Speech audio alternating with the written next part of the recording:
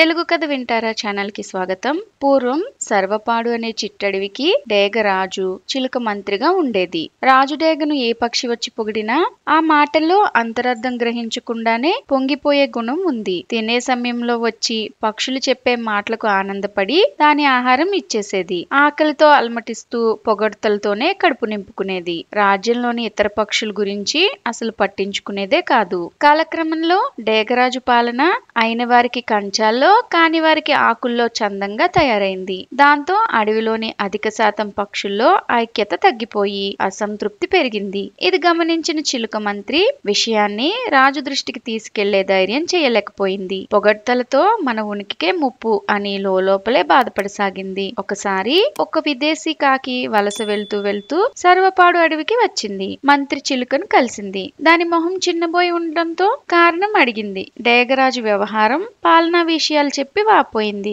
కాకి ఓ ఉపాయం ఆలోచించి రాజు భోజనం చేసే సమయంలో నన్ను అక్కడికి తీసుకెళ్ళు అని చిలుకను కోరింది. మరుసటి రోజు చుట్టూ పరివారం మధ్య రాజు భోజనం చేస్తుండగా కాకిని అక్కడికి తీసుకెళ్లింది చిలుక. మహారాజా, ఈ విదేశీ కాకి మన సభకు అతిథిగా వచ్చింది అని చెప్తుండగానే డేగ కాకి వైపు చూస్తూ మన ఇద్దరిలో ఎవరు అందంగా ఉంటారు అని ప్రశ్నించింది. నేను అని వెంటనే కాకి అంది. ఆ సమాధానంతో డేగ రాజుకు పట్టలేనంత కోపం వచ్చింది. అక్కడే ఉన్న భజన పక్షులు కాకి వైపు చూసి హేళనగా నవ్వాయి. నాకు కోపం వస్తే ఏం చేస్తానో తెలుసా అని కాకిని గట్టిగా అడిగింది డేగ. గోళ్లతో రక్కి చంపుతావు అంతే కదా అంది కాకి. రాజుతో ఇంత తెగించి మాట్లాడుతున్నావు, నీకు భయం లేదా అడిగింది డేగ. నాకెందుకు భయం? పొగడ్తలతో కడుపు నింపుకుంటూ రాజ్యంలోని పక్షుల గురించి ఆలోచించని మీకుండాలి భయం. అవకాశం కోసం ఎదురు చూస్తున్న గద్దలు రాబందులను చూసి మీకు కలగాలి భయం అని పైకి చూసింది కాకి. కాకే పథకం ప్రకారం వాటిని పిలిచిన సంగతి తెలియక